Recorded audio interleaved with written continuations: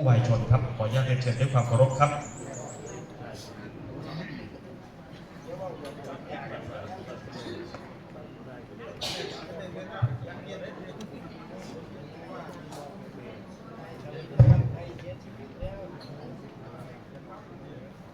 หากคนเราได้ทุกอย่างดังที่คิดสิ้นชีวิตจะเอาของกองไว้ไหนมีได้บ้างเสียบ้างช่างประไรเราตั้งใจทำดีเท่านี้พอกลับนมัสการพระคุณเจ้าทุกรูปที่เคารพอย่างสูงยิ่งเรียนท่านสมานสุขสุนันท์นายกองค์การบริหารส่วนตำบลบ่อแก้วท่านผู้มีเกียรติที่เคารพทุกท่านกระผมนายบดินทร์ต่อซอนตำแหน่งผู้ใหญ่บ้านบ้านดงมะไฟตำบลบ่อแก้วอำเภอบ้านม่วงจังหวัดสกลนครวันนี้ได้รับฉันทานุมัติจากผู้ใหญ่สงบศรีพระจันทร์ให้มานำเรียนประวัติของคุณแม่สมหมายศรีพระจันทร์นะครับเพื่อระลึกถึงคุณงามความดีแสดงความรักความเคารพแสดงความไว้อาลัยต่อการจากไปของคุณแม่ประวัติของคุณแม่สมหมายศรีพระจันทร์ชาติกำเนิดคุณแม่สมหมายศรีพระจันทร์สกุลเดิมสิริเย็นเกิดเมื่อวันที่ 4 กันยายน ปีพุทธศักราช 2487 ซึ่งตรงกับพ.ศ. 1944 เกิดที่บ้านนาเรียงตำบลบ้านโป่งอำเภอศรีธาตุจังหวัดอุดรธานี เป็นบุตรสาวของคุณพ่อหนูคุณแม่บัวพาสิริเย็นมีพี่น้องร่วมบิดามารดาเดียวกัน 11 คนดังนี้ 1. คุณพ่อหัตตาสิริเย็นเสียชีวิตแล้ว 2. คุณแม่พันธุ์สิริเย็นยังมีชีวิตอยู่ 3. คุณพ่อทองจันทร์สิริเย็นเสียชีวิตแล้ว 4. คุณพ่อทองคำสิริเย็นเสียชีวิตแล้ว 5. คุณแม่สมหมายศรีพระจันทร์ผู้วายชน 6. คุณแม่ทองสิริเย็นเสียชีวิตแล้ว 7. คุณแม่สองสิริเย็นยังมีชีวิตอยู่ 8. คุณพ่อสำรองสิริเย็นเสียชีวิตแล้ว 9. คุณแม่สำลีสิริเย็นยังมีชีวิตอยู่ 10. คุณพ่อบุญมีสิริเย็นเสียชีวิตแล้วและ 11. คุณแม่ชวีสิริเย็นยังมีชีวิตอยู่การศึกษาคุณแม่สมหมายศรีพระจันทร์เรียนจบชั้นประถมศึกษาปีที่ 4 ที่โรงเรียนบ้านกุดนาคอตำบลบ้านโป่งอำเภอศรีธาตุจังหวัดอุดรธานีชีวิตครองเรือนคุณแม่สมหมายสิริเย็นได้สมรสกับคุณพ่อสุนทรศรีพระจันทร์มีบุตรธิดาด้วยกัน 4 คนดังนี้ 1. นางบางอ่อนศรีชมพู 2. นายสมพรศรีพระจันทร์เสียชีวิตแล้ว 3. นายสงบศรีพระจันทร์ยังมีชีวิตอยู่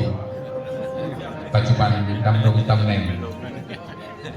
ผู้ใหญ่บ้านบ้านอ่างคำค้อหมู่ที่ 10 ตำบลบ่อแก้วอำเภอบ้านม่วงจังหวัดสกลนคร 4. นางเสงี่ยมประจวบสุขยังมีชีวิตอยู่ด้านสังคมคุณแม่สมหมายศรีพระจันทร์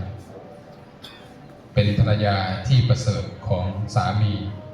เป็นแม่ที่ดีของลูกเมื่อครั้งยังมีชีวิตอยู่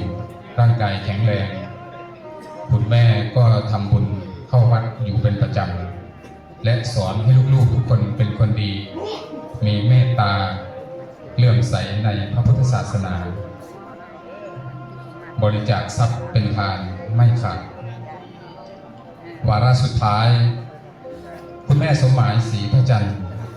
มีโรคประจำตัวก็คือโรคเบาหวานครับได้รับประทานยาเบาหวานอยู่หลายปีแต่ก็ไม่ดีขึ้นอวัยวะภายในของคุณแม่ หมายเริ่มไม่ทำงาน ร่างกายไม่ตอบสนอง มีอาการทรุดลงเรื่อย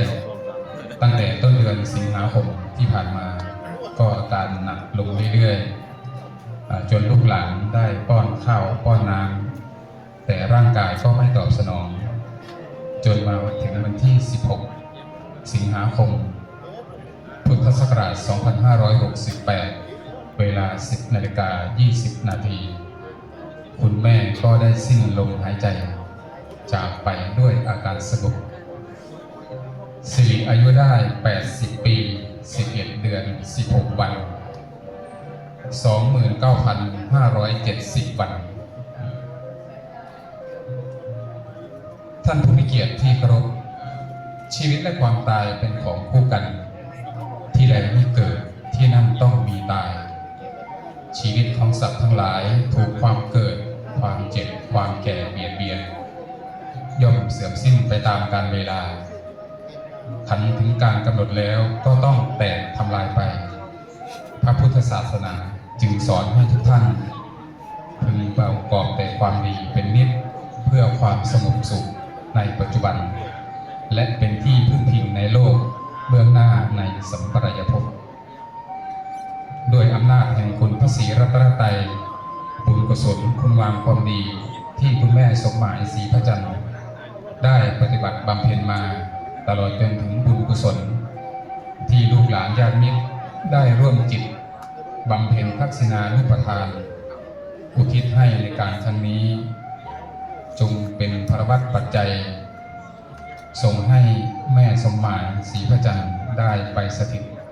เสวยอุดมสุขในทิพยวิมานสุคติสถานในสัมปรายภพด้วยเถิดวาระสุดท้ายขอเรียนเชิญท่านผู้มีเกียรติทุกท่านได้ร่วมจิตอธิษฐานเพื่ออุทิศส่วนกุศลส่งดวงวิญญาณของคุณแม่สมหมายศรีพระจันทร์ได้ไปสู่สุคติในสัมปรายภพด้วยการยืนหรือนั่งสงบนิ่งประมาณ1 นาทีด้วยความพร้อมเพรียงกันขอเรียนเชิญครับ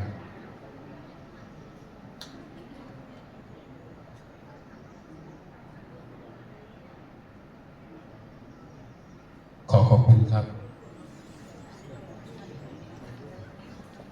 ครับก็ขอบพระคุณนะครับสำหรับท่านบดินทร์ต่อซอนนะครับท่านผู้ใหญ่บ้านดงมะไฟหมู่ที่ 2นะครับซึ่งได้นำเรียนประวัติผู้วายชน